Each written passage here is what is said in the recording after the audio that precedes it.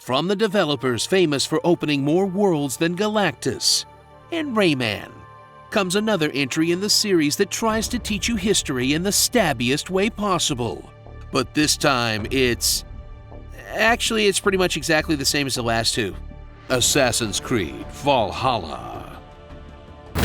Dive into the historical liberties of Valhalla and experience another era of humanity by murdering half of the people alive in it as you leave the arid deserts of Egypt and the horniness of Greece for the frozen tundras of Norway and the juicy monk-filled utopia of Anglo-Saxon England.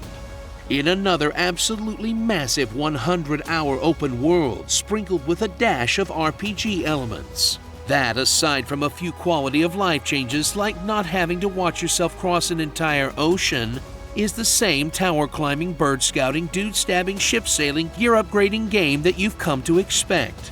But now there's a mechanic where you can punch someone in the face over and over. Who says Ubisoft doesn't innovate? Dionne, the ancient Jansport of Eivor, a Viking Drenger seeking revenge for the death of their father after getting thrown off a cliff. Because that's all Ubisoft seems to have going in terms of origin stories.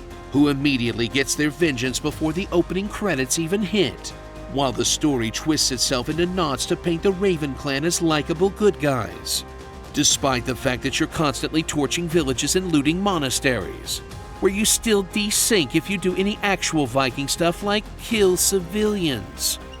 So you just kind of file out peacefully after you've taken all their goods and slaughtered their guards. And the whole assassin thing is introduced by having some random Arab guys show up and teach you for no particular reason.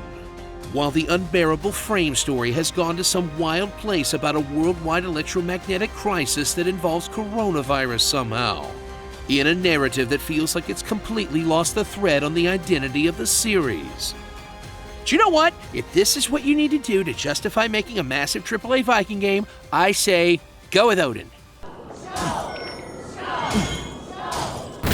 Explore the vast wilds of Norway and England as you button press your way over mountains, lakes, and rivers in a climbing system that feels like it could be a little faster now that you're climbing a whole mountain half the time, while your ADD-addled mind makes a beeline towards whatever shiny marker you might be close to, and you accidentally single-handedly raid forts without even really meaning to, while hunting for a book that teaches you to throw axes good, run into a level 90 boss fight with a demonic ghost in a level 20 area for some reason, or just burn somebody's house down so she can get off with her husband. I am as hard as Heimdall's tower!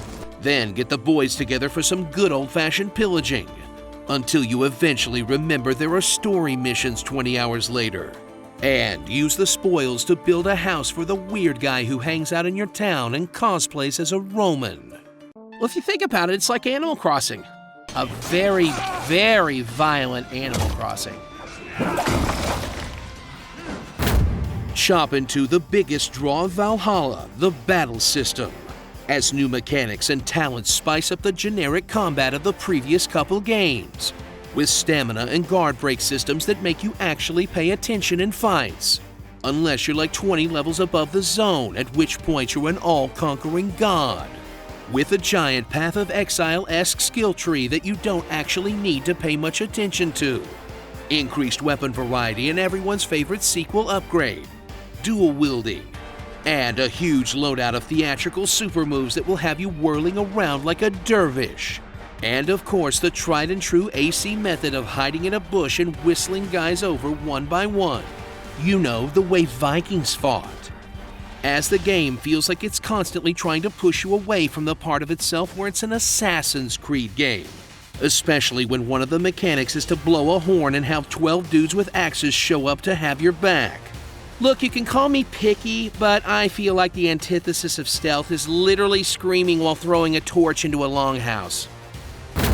So sharpen that hidden blade and get ready to honk your war horn for a game that feels like an amalgamation of every open world on the market that doesn't quite shake the feeling that it's just another Assassin's Creed game, but is still an improvement on the formula and a heaping helping of content to chew through in your 4,000th month of quarantine.